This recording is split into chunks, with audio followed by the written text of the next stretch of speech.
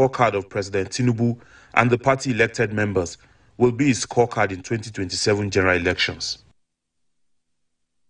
Let's take a short break, and when we return, we will be discussing the U.S. election and what Trump's win means for Africa and the Middle East. Please stay with us.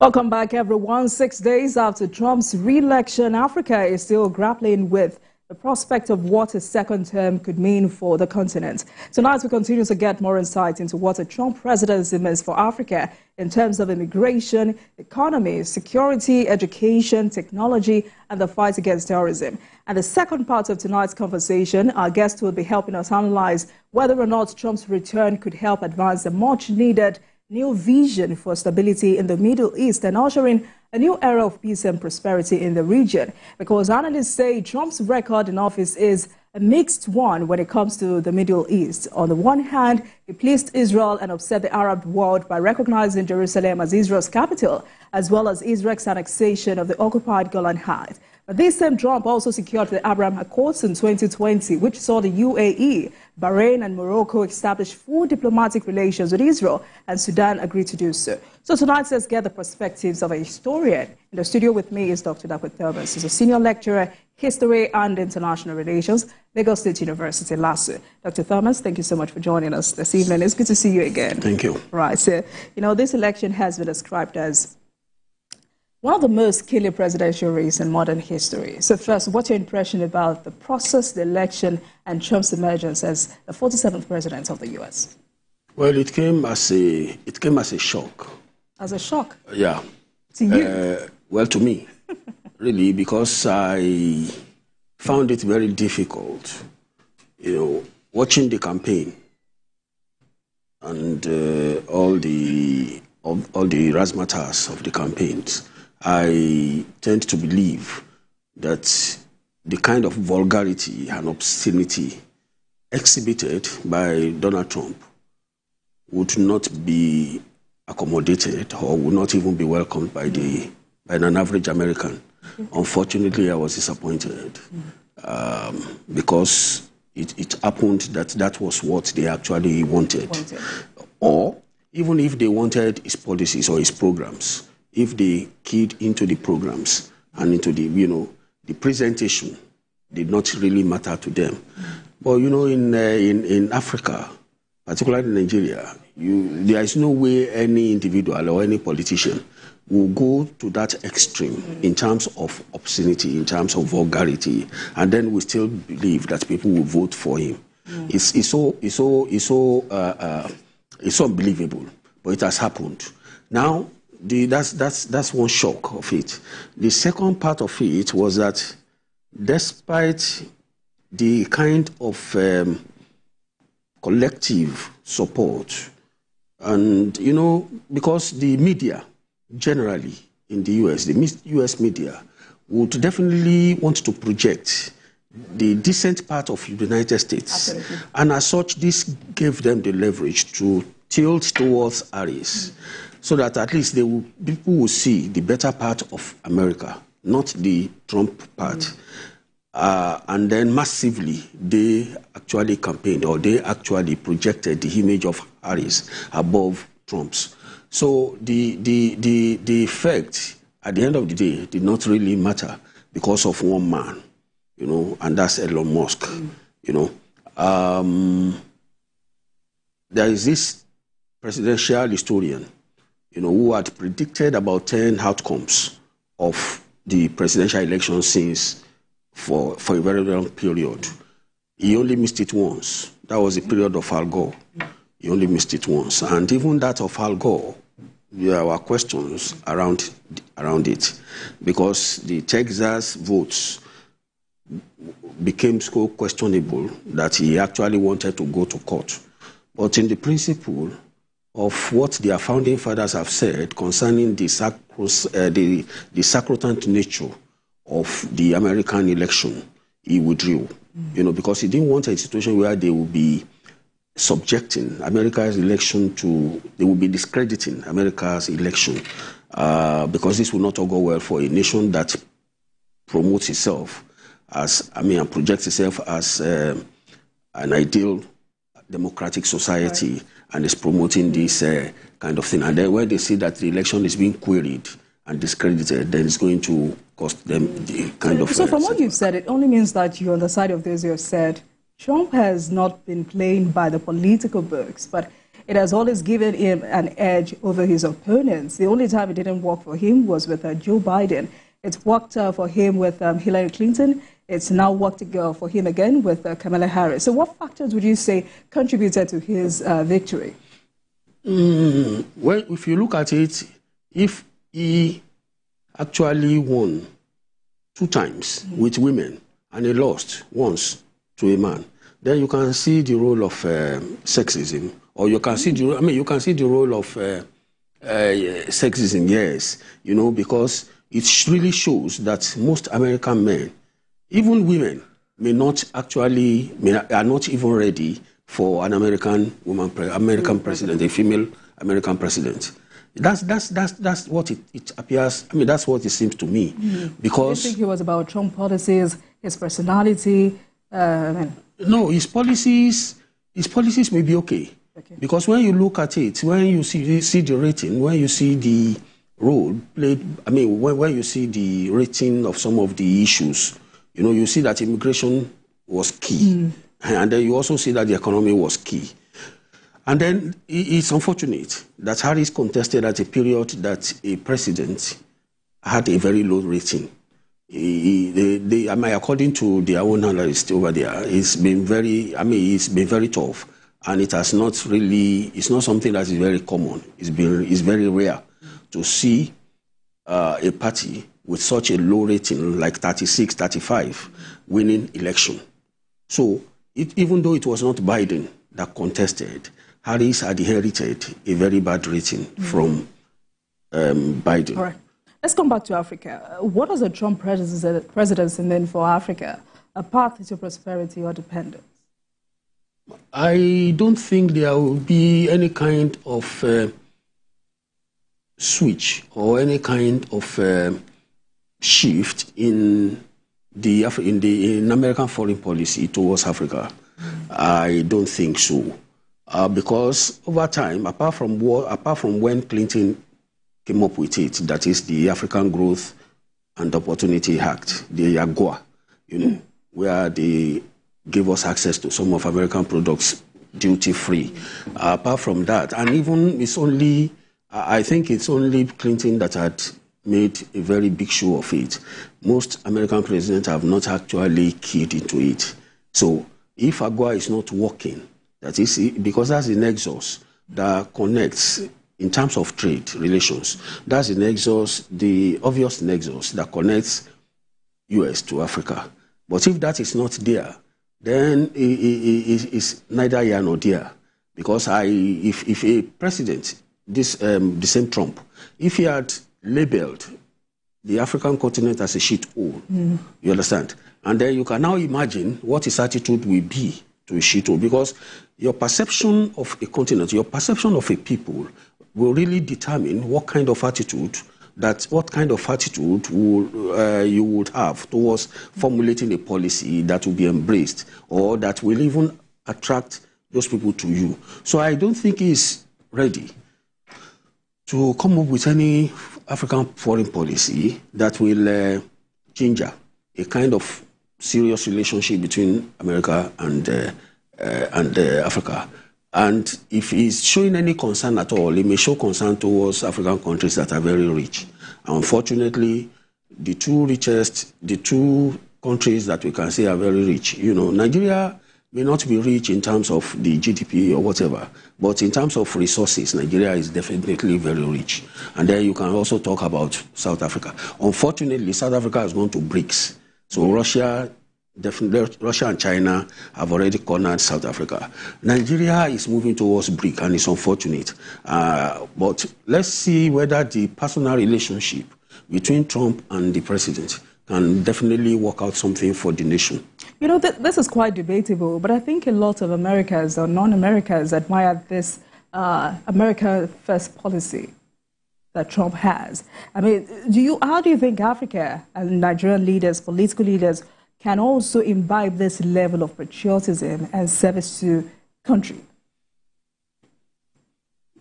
Unfortunately, in US, you have a kind of spiritual, social, political interconnectivity between the state and the individual. Okay. You understand? So the state, you know, that's why the state can decide what happens to your children. You understand? Mm. Why? Because there's this kind of romanticism, you know. So the state has a social affinity, social connectivity, social nexus with the individual. So they are more patriotic. Okay. You understand? They are more patriotic because they get certain things from the state. You get certain things from the state in terms of, you know, you can see people, I mean, you can see Harris and even Trump campaigning, and then they are talking about giving out certain percentage, maybe 25% of what you have to, the deposit you have to pay for the housing, for your mortgage. You understand? And then they are talking about inflation. They are talking about all these things. And then you can see some people saying that I'm undecided. You know, you can see an ordinary voter, you know, behaving as if he's more than that, you know. But over here, some politicians may not even care what 2,000 voters are saying. Why? Because they know that they can always get what they cannot get physically from those people. They will get it through manipulation, or they will get it through kind of electoral fraud. But over there is nothing like that. So you have to work hard for even one voter. And so you see them, you know, debate, bringing them for debate so that Harris can convince how many people? 36 undecided voters. Because each vote matters, you know. So for the level of patriotism, it is very high in the US. It's not here. No, the level of patriotism here is very low. Why? Because there is a disconnect between the individual and the state. There is nothing that connects you to the state to show some kind of emotional, some kind of emotional attraction or some kind of emotional feelings for the state. Nothing. Nothing connects you. You pay the school fees of your children. The state does not even come into it. You run around for your housing. The state does not even give you any deposit or any kind of mortgage. Nor does the council give you any house. You understand? Either to live there for 4 years or 6 years, or then you pay mortgage. No, there's nothing like that. Even if the state builds housing projects, if you are going to buy with your money, and then you buy, bringing the entire money. You understand? You pay as a whole. You are not paying mortgage. You are not paying for 25 years, 35 years. The state does not. You can imagine. If we are saying banks don't have the patience to collect money in pieces, maybe in bits, for 25 years, 30 years, that's what they do over there. You pay mortgage for 25 years, 30 years. But over here, they want the money immediately. So the bank wants the money immediately, and now the state goes into housing projects, and the state itself is selling at 20 million, 30 million, and they want the 20 million, 30 million at the same time. The state wants 5 million, 10 million, even for projects, for housing projects. So can we ever get to a point where a Nigerian politician considers a voter as important as the position he's seeking? Well, it is what the voter thinks of himself. You can see the way those guys carry themselves. You can see the voters over there. You can see the way they carry themselves. Why? Because they know that their votes matter. So if over here, if by the time the system allows my vote to count, you understand? Then I work on myself. You understand? I work on myself. So even over here, if I'm working on myself to say, okay, look, my vote counts. At the end of the day, from the situation room, they now manipulate my vote, and then they will even create a kind of AY image for me that I came to vote. Meanwhile, I did not even go out to vote. So if there are areas or situations or a way for them to manipulate my vote, to manipulate my vote and pretend and claim that my vote had been counted, whereas I did not even go out to vote, then it will get to a stage that we will now believe that, okay, there is some kind of credibility in the system. So if there is credibility in the system, then every one of us will also behave like those American voters. But apart from credibility, Doc, is it also faintly possible to get a new crop of political leaders who will, help us in any way to change this corruption narrative plaguing Africa and Nigeria? look, no matter what you do, no matter what the system does, even if the system gives you the opportunity for your vote to count, you also have to work on yourself. It's like somebody who says, okay, when you are talking about disarmament, you understand? No matter the extent of disarmament you carried out, if an individual does not work on himself, you understand? Even if you deny him if you deny him gun, he's going to fight with his fist. You understand? So the individual is important. He must give himself a kind of orientation that, look, I want sanity in my country. I want to be like this. I want to be an ideal person. But there are those who have also said the U.S. election was not any different from Nigerian election. The U.S. election was not any different from the Nigerian election. We saw the factor of vote buying. I mean, Elon Musk, like you mentioned, was doing giveaway on Twitter, on X, rather. No, that's some sort of vote buying. No, it's different. Trading. No, it's different in terms of the counting. It may not be different in terms of the campaign. Okay. You know, he was doing misinformation with his Twitter.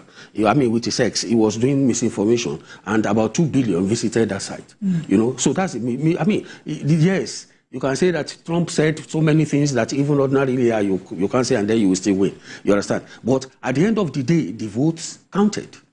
You can see, if the first time that we are going to hear about this kind of fraud and everything in the American system was when Trump, trumpeted everything about the last election. He did not want to, he didn't want to accept that he lost the election. But the fact is, now you can stay comfortably in the corners of your house, and then the votes will be coming in, and then you believe that everything has been taken care of scientifically. Okay. It's not that anybody has rigged it. Look, even if it operates, even if it happens practically, in reality, we may be talking theoretically, but even if it happens practically, the fact still remains that an average American still gives the impression to the world that he can sit in the comfort of his house and then expect a very good, and expect the result, and then he will not even cry over the result. Amen. So, let's talk about the Trump presidency. What kind of approach do you think African leaders must now adopt when dealing or when interacting with the Trump administration in ensuring that the kind of partnerships we have serve African interests? Look, it depends on the way you carry yourself. If an African leader depends on the way the African nations carry themselves. Yes. So African leaders. The African leaders, it depends. If an African leader does not sanitize his country, does not win the popular support, the consensus of his citizenry, and then if an African leader does not show the kind of charisma expected of a leader, of a statesman, you understand? So there is no way that guy, the American president, will give you any kind of respect. So it depends. So now look at Kim Jong-un. Okay. He's a small boy, but he's a leader. He has shown that he is in charge of his country. Whether it's through dictatorship or what, or something else, the fact still remains that he called the bluff of Trump. He called Trump's bluff when they had the second summit in the U.S. He walked out. He walked out on him. No, he will not sign this kind of agreement. So if you don't have credibility, if you don't have respect, if you don't have personality, then there is hardly anything you can command in terms of what they call respect, or anything they want to that will show that the other people, the other nations respect you. So African leaders must work on themselves. They must be sure that they are capable, that their countries are sanitized. They must show that they are not ready to be pushed around. You understand? You don't, this is a system. It's an international system. So how do we do that? That's what I'm saying. You do away with corruption.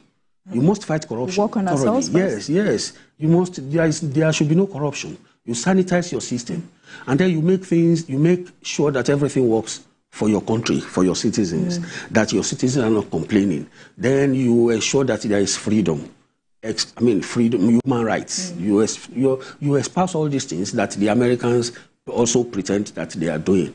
You understand? You do all these things. You don't even have to impress the Americans. You don't even do it conscientiously. Do it because you believe in it, that this thing will work for your people. And because you love your people. You love your people. So for as long as your people are with you, you don't even bother about that person that is outside. What you need is the local support, the domestic support that will be given to you here. And then because that is what will generate for you the kind of serenity which you need to operate. So if you want to spend 4 years, you want to spend 8 years, these are the people that will determine. It is not the Americans that will determine the number of years you are going to be in power. If you don't carry your people along, or you don't develop your country, or you don't even work on your infrastructure, and you don't do things that will, you don't improve the economic well-being of your citizens, these are the people that will vote. It's not the Americans that will vote. It's not the American president that will vote. So when you do all these things, then you generate, you command the respect of your people first. Don't bother to impress anybody. When you do impressionism, then you are creating problems for yourself, because at the end of the day, if you are rejected by them over there, and then you come back here, nobody is going to support you. Right. Doc, let's go in a break, and when we come back, we will continue this conversation. All right. Please stay with us, everyone.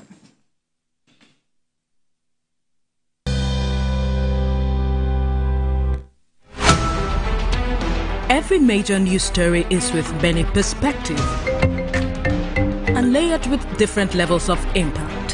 Hello. What time did they News. First, with breaking news. Every weekday on Business Nigeria, we uncover the secrets of the financial world. We analyze the stock market, shares, bonds, and the thrilling world of cryptocurrency. Facts matter. Our team dives deep to separate fact from popular opinion. We simplify complex government policies as it impacts your everyday life, helping you navigate the ever-changing financial landscape. Watch Business Nigeria every weekday at 2 p.m. only on TVC News. First with breaking news.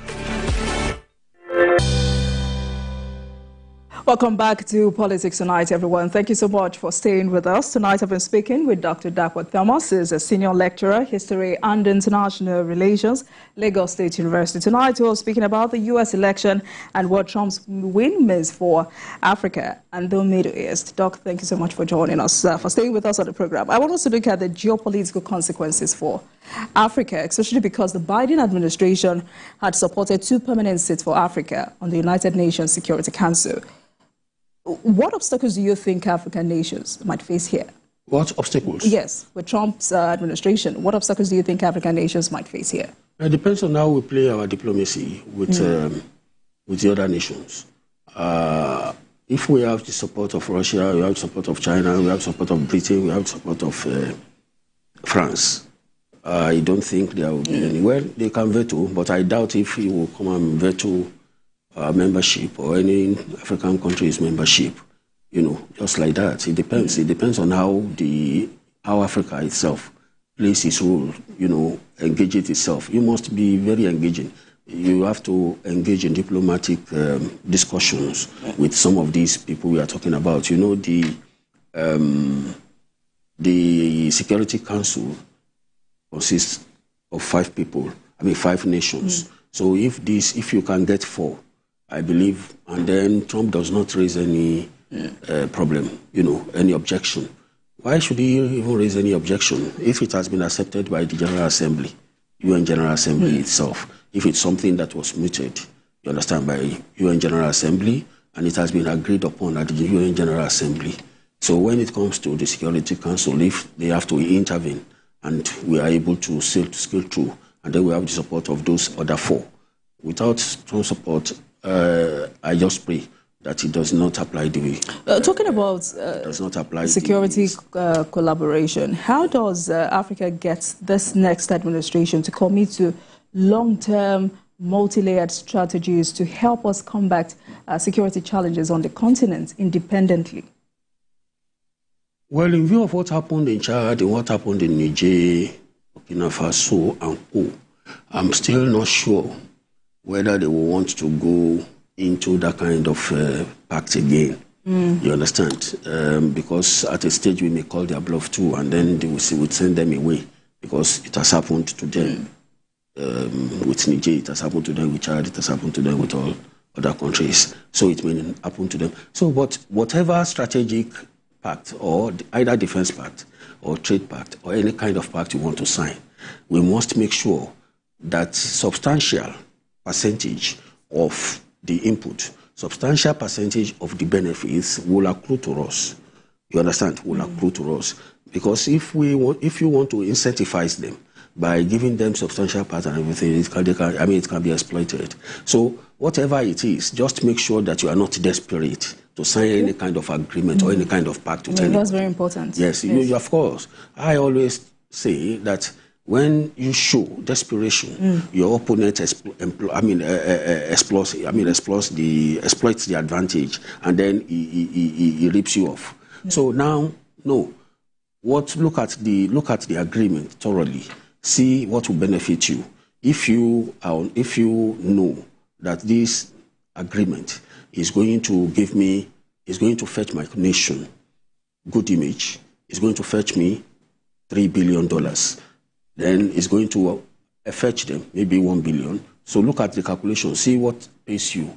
So you don't sign agreement on the basis of the fact that you just want to sign agreement with US, and then you now start advertising that we have agreement with US for what? So it must be very crucial. It must be crucial. It must be critical. It must be strategic. It must be very necessary. Don't sign pacts that are not necessary. You know, defense pacts. They are good. But you see, it has shown that if the morale of our soldiers, the army, if it is worked upon, if it is improved, if we give them incentives, if we motivate them, if there is motivation for the military personnel, they are going to work. Because I want to believe that the rate of crime, the rate of banditry, the rate of kidnapping, and the rate of terrorism has decreased. I may not be able to say scientifically the percentage, but I want to believe that it's not as pronounced as it was during the time of Buhari. You understand? So even if it is 20% we have been able to achieve, even if it is 30%, it's still okay. You understand? So it shows that we can even tackle some of these things ourselves. Because if we have the money, the resources, if we have the resources to get the arms, to get the necessary tech, you know, whether in terms of intelligence, whether in terms of combat, then we go for it, and then we execute our things ourselves, instead of looking for help here and there, as if we cannot do anything. If there is no America, what will what will we do? Won't we fight terrorism on our own? That's it. Yes. So, Doc, before we move on to the Middle East in a minute, U.S.-China rivalry, does it cast a shadow over U.S.-Africa relations? U.S.-China rivalry, does it cast a shadow over U.S.-Africa relations? There is no time there won't be rivalry between some of these great powers against these small nations. You understand? Because obviously, all of them, or let me say specifically in the context of the question now, the two of them are also interested in exploitation. There is no great power that is giving you any kind of largesse or zakat, no. They are always interested in what they can get from you. So if you don't shine your eye very well, then you are in trouble. So whether it is US, whether it is China, anytime they come, just make sure that you give to the experts. There are experts. There are economic experts. There are trade experts who will give you good counseling. They will give you good advice on what to sign, on what not to sign. When most of our leaders, what they normally consider are always the political parts, or the political undertone of the political dimension of parts. They hardly look at the strategic. They hardly look at the professional part. They hardly look at the real issues involved. So why do you neglect the experts? Why do you isolate the experts when you are signing this kind of agreement? It's not a political thing. It's something that is professional. It's something that is strategic. So involve the experts. You see, if you are talking about intelligence, there are people who work in intelligence, who have the expertise. If you are talking about military capability, then there are people who are very good in this kind of area. So you don't just take a political action. It's not political. It's also about economics. Right. So let's talk about the Middle East, because in 2016, when Trump entered Washington, he came in as a political outsider and what some called a neophyte. I mean, depending on Republicans' ways of doing things, decision-making, even appointments. But now what has changed, especially with how what must change, or what will change rather, especially now that the Middle East has changed dramatically? I don't see U.S. changing its Middle East policy. Well, look, even if it was Harris that had won, even if it were, now that it is even Trump, nothing will change. I think I've heard that before. Yes, nothing will change. The only thing that will change now is personal involvement. Personal involvement and the kind of confidence that the Israeli leadership, now Netanyahu, has in the person. You understand? In the person. Because I think he got so furious with the Biden administration when it threatened to invoke the Jeopardy Act. The Jeopardy Act means that the United States reserves the right to stop the supply of arms to Israel if there is evidence that Israel is not being mindful. Israel is not being mindful of the impact of the war or the onslaught on civilians. You are expected to be sure that women and children are protected when you are doing this kind of thing. But now these are the collateral damage. They are because they are innocent. What race or how many kilometers can a child run? How many kilometers can a woman run? So these people, you must take care of them. You give them notice. You don't give them 7-hour notice. I know it's very difficult. You understand? In view of the fact that they have to act fast based on Hamas craftiness. You understand? But the fact still remains that there is nothing you should do that will engender the innocent citizens. The weak citizens, women and children. So I don't see Trump changing any kind of anything. In fact, if there is anything at all, it has now given some kind of power or some kind of motivation to Netanyahu, because the second day the results started coming and they saw that it was Trump, they carried out the harshest strikes that they have ever done since October 7. Particularly in Beirut. About 42 buildings were demolished. 42 buildings were bombed, and then a lot of people died. So they are motivated. They are now motivated. They are gingered by Trump's victory. So you think that the assumption that a Trump presidency would bring peace to the Middle East is a high-stakes gamble? Definitely. What kind of peace? What kind of peace? For as long as the two-state system or this two-state scenario, the two-state system has not been carried out, because it's very difficult. You cannot send the Israelis away from the land. You can't send the Palestinians away from the land. So there must be two-state solution. It's two-state solution. So now, unfortunately, Trump didn't specify or state clearly his own position. His position was that he was supporting Israel, that he would support Israel. Meanwhile, Harris stated that our own position, that she and the administration will always ensure that Israel protects itself. And then they will now work towards how to get the two-state option.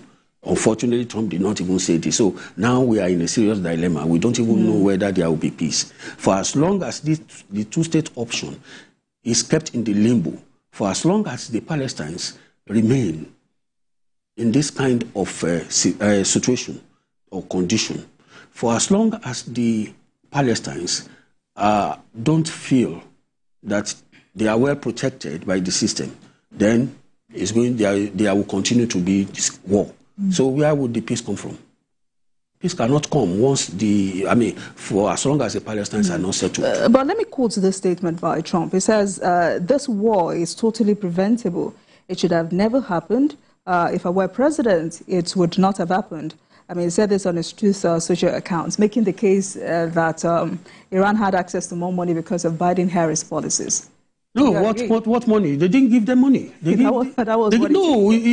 stopped it. He stopped the contract that Obama signed with Iran. He stopped it. You understand? And then when he stopped, the Biden administration did not restore it. In fact, Iran is still in the process of enriching its uranium as at now. And then Iran is just 11 days away from developing nuclear capability. So they deliberately kept it that way because the Biden administration said they are not going to give them any kobo for as long as they finalize, or they have been able to do, they have been able to come up with, they have been able to develop their uranium, you know. So once you do that, once you are able to do your uranium, you are able to develop it and everything, then you are nuclear weapon able. So unfortunately, the Biden administration did not do anything. So where is the money? But he's saying that, I mean, he promised that he would renegotiate a deal with Iran if he gets re-elected. There is no deal now. I can tell you authoritatively, there is no deal now. But that was the promise he cancelled the deal. He cancelled the deal, I believe maybe 2019. You know, Obama signed for a certain period. And the moment he came, he threatened that the moment this thing expires, he is going to cancel it. And he did. But so nothing has happened now. Nothing has happened. It's on the table. You understand? It's on the table. It's on by this table. They are working out. But nothing has been signed. So what do you think he was talking about? He said he would renegotiate this deal when he gets re-elected. And many persons were wondering if he would ever keep to that promise. No, I don't think, because number one, he has become an eternal enemy to Iran. Iran, that's the way they see him now. He has become, because he killed Suleiman. So he has become an eternal enemy to Iran. So for as long as Trump is there, well, he has only 4 years. So for as long as he's here for 4 years, I don't see... Maybe he wants to redeem himself. No. There's no redemption when they talk of Trump. This is somebody who says that Pompey and Nikki Haley, you understand, for just even contesting primary with him, that Ali will not have any role to play in his administration. You know, that's to show you that he has not even repented. He doesn't want to be, let's wait and see, because he's talking about renegotiation. So let's wait and see. I want us to look at Trump's relationship with international organizations. I mean, some say Trump is bad news for UNRWA and the Palestine who rely on this, because in 2018, Trump canceled U.S. funding for the U.S. Palestine Refugee Relief Agency, that's the UNRWA, which Biden partially resumed in 2021. And upon returning to the White House in January 2025, is there any likelihood that he resumes this? No, I don't think Trump does not have any good credential when it comes to funding international organizations. He doesn't believe in charity. You know, he's a very shrewd businessman. He's a very shrewd businessman. Whether he can change or not, time will tell. But for now, let us discuss what he is. You know, what he is that he does not believe that the U.S. is a Father Christmas. And I agree with him. I agree with him because I am agreeing with him as a Nigerian, because it was this Father Christmas kind of policy, foreign policy, that got us into this trouble. And then even all the nations... When you say us? Nigeria. So even all the nations that we helped, all the nations, particularly South Africa. No, what is our relationship with South Africa now? Zero, nil. You know, they are envious of us, we are envious of them. We are not even... we don't even see eye to eye. You understand? So now... when you now see the amount spent during the period of Gowon till the time of Abacha, you understand, till the time, till 1992. Now, when you now see all those things, or 1994, you will discover that we have just wasted our money. So that's what Trump is preventing. He doesn't want to be generous to any international funding. Even this one that we have, reproductive health programs, HIV and all sorts of things, the money we normally collect, the kind of aid we collect from US, is likely to block them. It's not going to give money. It's not so. Onwa may not be able. I was watching him yesterday. I was watching the representative of Onwa, and I really felt bad, because now the UN is sad that Trump came in. You know, because the Republicans, they are not the kind of party that have that kind of feelings, the emotional feelings or sympathy. You understand? But the Democrats, they have a bit of liberal disposition towards all these things. So I don't see Trump changing the coloration or the kind of policy profile of the Republican Party. But if you say this has helped America, are you advocating for a Nigeria first policy? Well, that's what I want to. That's what I want as a Nigerian. Yes, that's what I want. What's the purpose? What's the purpose? If you have done this for 40 years, 30 years, and it's not paying off very well. You are not getting commensurate reciprocation from the countries that you have helped in the past. You understand? So what's the point of continuing? Now, whatever money you want to spend, let it be the kind of money that will bring results. You understand? Not on the basis of sentiments. Let it bring the kind of money that will bring results. Let us behave like true businessmen. Let us be like let us conduct policy affairs, state governance. Let us conduct it as if it's a business. Let us look for money. That's what Trump is doing now. He's going to look for money. He wants to generate money for US. He is going to make a lot of money for US. That's why he's saying that, look, why am I paying? So what kind of lesson do we take from that as Nigerians, as Africans? That's what I'm saying now. That if you continue to give free food or free meal to all these nations, I mean, look at what Libya is doing. When Libya was in trouble, see what we did. After the death of Gaddafi, and then the kind of factionalization and the kind of problems which the crisis which engulfed the country, we started mobilizing, to help them. You understand? Look at what we did in Liberia. Look at what we did for Liberia. Oh, yes, I can say now we have a bit of, some kind of cold. Not really serious relationship with Liberia, but we spent a lot during the time of Samuel Doe. You understand? I know how much Babangida spent for Samuel Doe. We spent in Libya after the death of Gaddafi. We did not even mind. We did not even look at his antecedents. That this was the same person that was doing some kind of subterfuge, gangsterism against Nigeria. He did not even want us to prosper. You understand? And then the same thing with South Africa. So now give me one nation in Africa that we have helped that has come back to show gratitude. You understand? It's not a matter of the Bible thing that 1 out of 10 people you have helped, 1 came. Now we don't even see 0. We don't even see 1 out of all the people we have. We're winding down, but quickly, as an overview, what does this mean for U.S. policy in the Middle East in the longer term? Do you see Trump now, renewing maximum pressure campaign on Iran? For as long as he keeps supporting Netanyahu, for as long as he's on the side of Israel, you understand? I believe that any American president, I believe that the solution to the Middle East crisis or conflict will come from an American president or will come from the U.S. However, that person must be a president who does not show this kind of sympathy or with this kind of partiality towards the Arabs, towards the Palestinians. If you keep supporting Netanyahu and he continues to bomb Gaza, to bomb Beirut, do all these things and everything, then how can you get peace? You can't get peace. So, but you have seen that when you look at Qatar, when you look at Bush, when you look at Reagan, when you look at Clinton, these are people who came up with Oslo Accords, Camp David Accords, and all sorts of accords, just to show. But they are Reagan and Bush. They are also Republican, but a bit of human feelings. Yeah. Now Trump has demonstrated that to a very large extent is going to be on the side of Israel. You understand? And you can even see that Netanyahu is happy. He said he sees eye to eye with Trump on Iran. And so if somebody is going to mediate between Israel and Iran, then why are you expecting somebody who is very partial, who is very discriminatory, or somebody who also already has a position that nothing should? And that's why he told, I saw him when he was speaking to some Jews.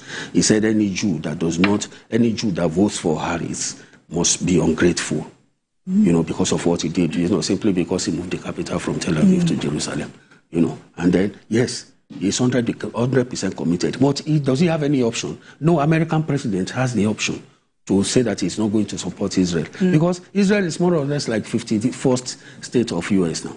It's like it's a state. Because the national security of Israel is a cardinal objective of the American defense policy. All right, Doc. I mean, inauguration is in January. We'll continue to see how all of this plays out after Trump assumes office. Thank you so much for joining us tonight. I've been speaking with Dr. Dakwa Thomas, Senior Lecturer, History and International Relations, Lagos State University. Thank you so much for joining us on Politics Thank you Tonight. for having me. And thank you so much for watching, everyone. That marks the end of today's episode of Politics Tonight. But you can watch the repeat broadcast of this episode at midnight. Get in touch with us on our social media handles, Facebook, Instagram, and X at TVC News NG and at Olajumoke using the hashtag Politics Tonight. We're also on YouTube at youtube.com/TVC News Nigeria. I am Olajumoke Olatunji. Good night, everyone.